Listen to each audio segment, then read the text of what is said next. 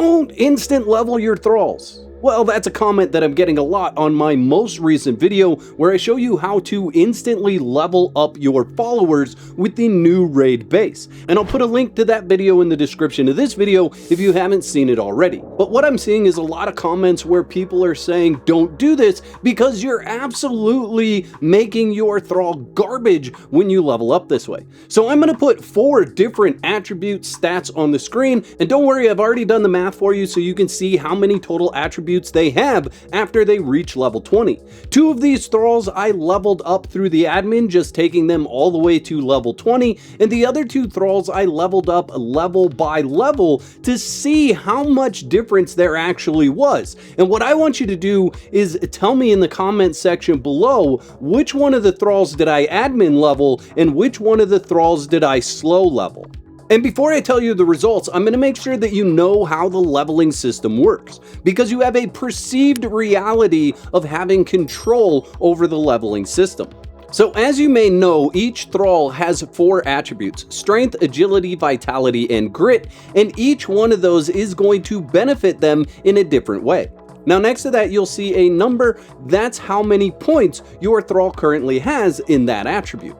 Next to that, you will see a percentage. This is the percentage growth chance for that attribute. So when we're thinking about the leveling system, it's like rolling dice. And what you're doing when you feed them certain foods that give them a bonus to that attribute is you are increasing the chance that you are going to get the dice to roll and land on that specific attribute.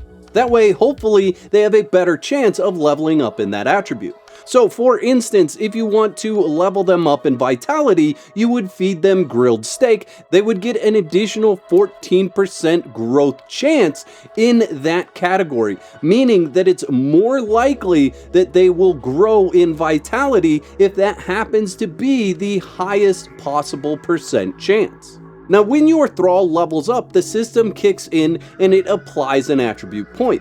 But then in the back end, there's also a secondary dice roll that can give your thrall more attribute points to any of those levels. It could be the level that you're working on, they may get multiple points in that specific attribute, or it may go to a different attribute altogether. And it doesn't matter whether you're slow leveling or instant leveling, the number of attribute points that your thrall can get is determined by the number that it's allotted plus how many times that secondary roll actually kicks in. So when you are feeding your thrall food, it is only affecting the chance that you are going to level that specific attribute. It is not affecting the chance of getting a second attribute point when you level that thrall.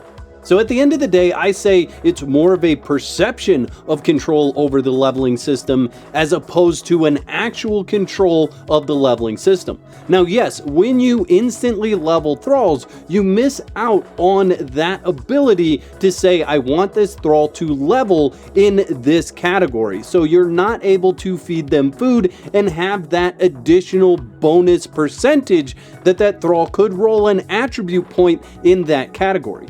But the real question is, which one of them turns out worse? Is it worse for your thrall to instantly level them, or does it not matter? Should you be running around the map, killing things and methodically checking to make sure that you have that extra bonus for that attribute roll? And I did this test with exactly 4 thralls. No matter how any of it came out, I just wanted to do the test with 4 thralls and show you the differences in the leveling system. Because at the end of the day, it doesn't matter. If you want to take the time to level your thrall and be methodical about making sure that there's food in your thrall's inventory and make sure that they have the absolute best amount of stats in the vitality category or strength category or anything else, you can absolutely do that. And your results are going to vary just as much as the results that I show you here and now are going to vary. So now it's time to reveal the results of the test. Thrall A, the Sumerian Berserker, ended up with 119 total attribute points, 35 in strength, 14 in agility, 56 in vitality, and 14 in grit. This particular thrall was leveled from 0 to 20 instantaneously. Thrall B, another Sumerian berserker, ended up with 117 total attribute points. 36 in strength, 10 in agility, 53 in vitality, and 18 in grit. This thrall was leveled the traditional way, one level at a time, and it was given grilled steak in between each level so that they had the 14% increased chance to level in vitality. They ended up with a total of 117 attribute points. Thrall C got a 39 in strength, 9 in agility, 56 in vitality, and 19 in grit. They were leveled up one level at a time, and they received a total of 123 total attribute points. And finally, we have Thrall D, who ended up with 35 in strength, 16 agility, 51 in vitality, and 23 in grit. They were leveled up from 0 to 20 instantaneously and ended with a total of 125 attribute points. If we take a look at them side by side, Thrall A ended up with 56 attribute points in vitality, Thrall B ended up with 53 attribute points in vitality, Thrall C ended up with 56 attribute points in vitality, and Thrall D ended up with 51 points in vitality. You can tell that these are not big changes when it comes down to the grand scheme of things, and that's why I'm going to say that it doesn't matter which way you go after the leveling system for your thralls. Do what's best for you and what you enjoy, but at the end of the day, this just shows that the system is RNG. Sometimes you're going to get really good rolls, sometimes you're not, and it doesn't matter whether you're leveling them slowly or instant leveling them.